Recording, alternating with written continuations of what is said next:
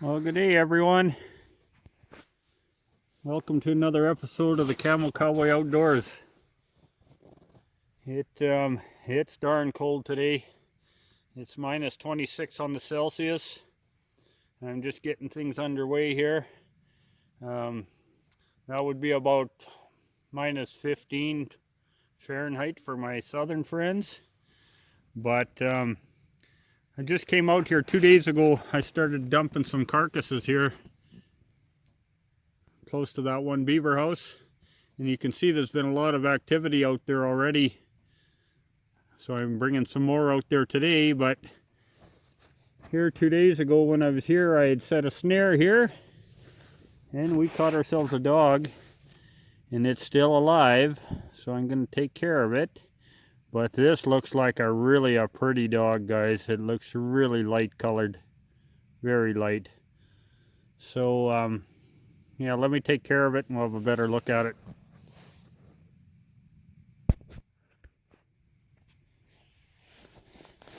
Well, there we go, folks. This is probably the lightest colored one I've caught yet. It's absolutely beautiful. Just beautiful. Look at the fur on that thing.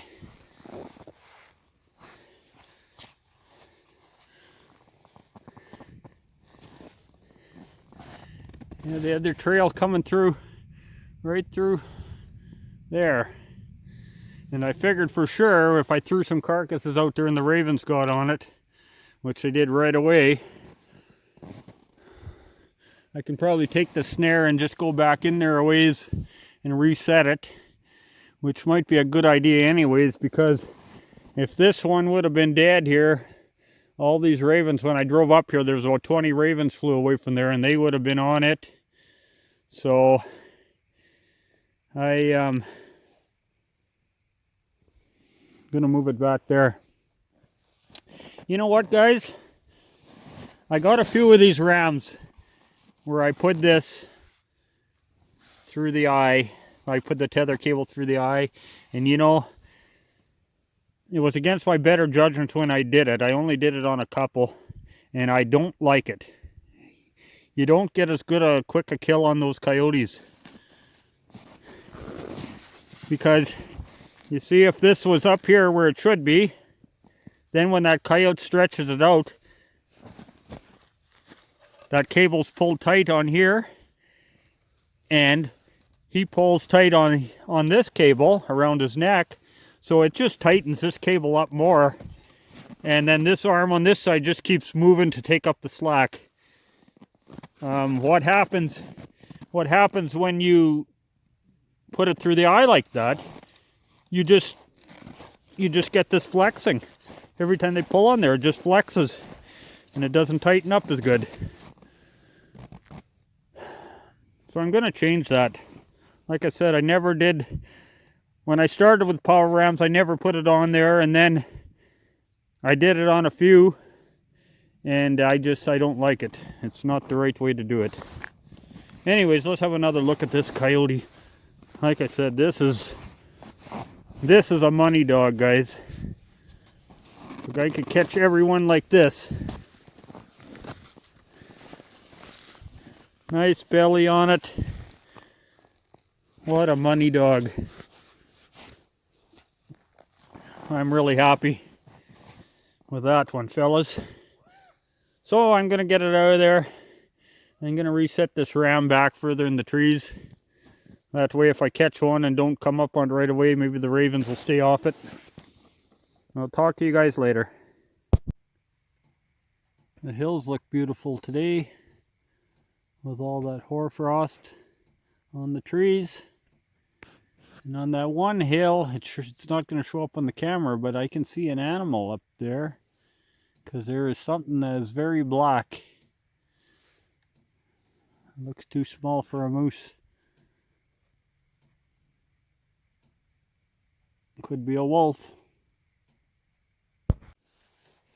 Well, folks, here I am, the south side of Sandy Lake, and I see I had something here, but it got away.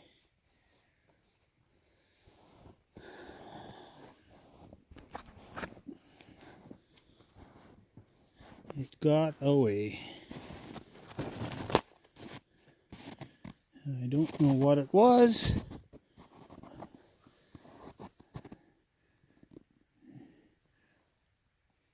You know what? I was going to say I think it was a deer, but there's coyote tracks here. So either it was a deer that got out and then a coyote came sniffing around here after. I don't know. But whatever it was, it got away anyways, so.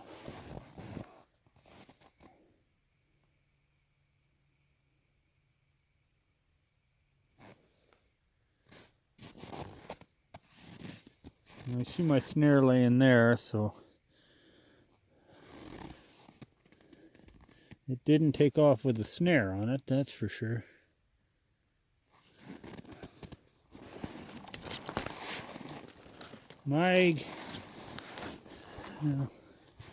It's so hard to say. Some of these tracks look a bit like deer tracks. I suspect it was a coyote, but like I said, guys, it could have been a deer that got caught, and then a coyote come walking up here after. So, anyways, I guess I won't reset this one here. I'll look for a different spot. Stay tuned, folks. Well, my friends, on closer inspection of that set, it was a coyote that I'd caught. There was a little bit of blood on the ram, and there was coyote hair stuck in that blood, so I lost a coyote in that set. But here I come along to another one that I have. It's just right off the driveway. The driveway's just right there. Maybe you can see my truck sitting up there. Anyways, I just have another set here just off the driveway, and we caught ourselves another coyote. I'm not sure if it's a good one or not, but we will have a look-see.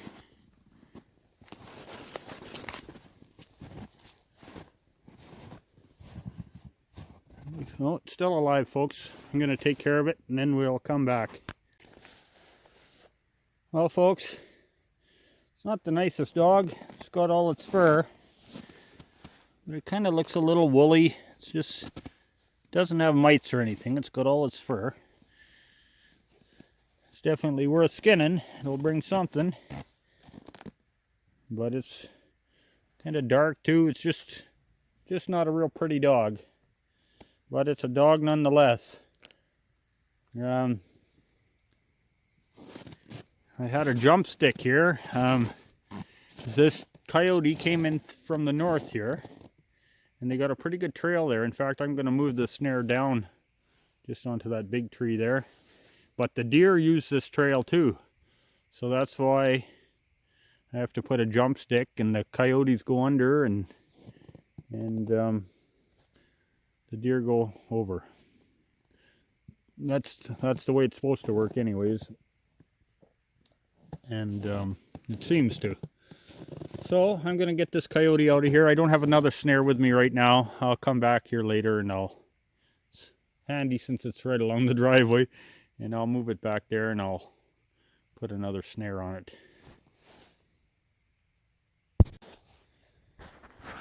Well, my friends, it's the next day. This is where I just caught that dark looking, scruffy looking dog. Wasn't a nice dog, and I said I was going to move the snare down here to this tree, which I did, and we caught another dog.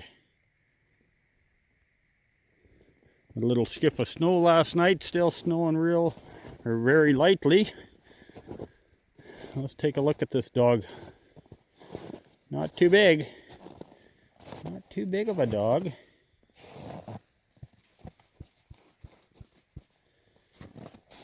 But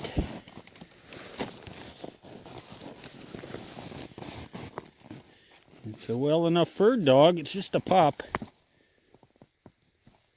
Just a pup, but that's all right, guys. It's got all its fur.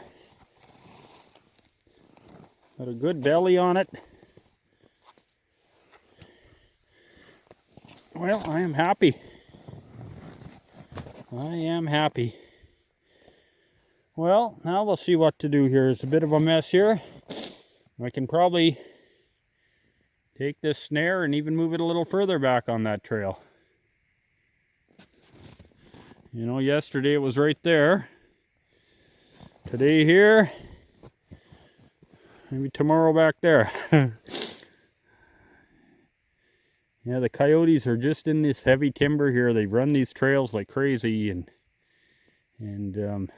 this is just right along the driveway. Here's another driveway coyote for you, the trapper forever. But yeah, this driveway's a mile long here, and it's all heavy spruce the whole mile. And the coyotes just hang in here, and so you go along the driveway slowly, and you can see where these trails, where they come and they cross the driveway to get to the trees to the other side. And it makes for some good snaring, guys. So anyways, I'm going to get this one out of here. I'm going to get this snare reset back there, and we will carry on. Well, my friends, I'm coming in here to one of my fisher sets. You probably recognize this place. It seems like every time I set a fisher trap here, I catch at least one fisher a year. It's good. Anyways, this is that spot where I mentioned last year or the year before, the tree with the bear claw markings in it. There's older ones, and there's some newer ones. Bear must climb up here all the time. Anyways, guys, we got ourselves a fisher hanging there. One of my sets. So I'm going to get him out of there, and we'll have a better look at him. Unless he's froze solid, I'll have to change the trap. Just hang on.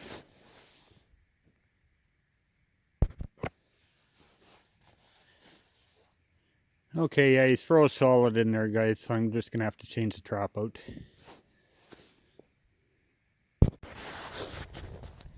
Well, my friends, that's kind of a couple days it's been, so I guess till next time, I want to thank you all for watching, and I'm probably not going to get another video out before Christmas, so I want to wish you all a very Merry Christmas, safe, healthy holidays, and we will see you down the trail.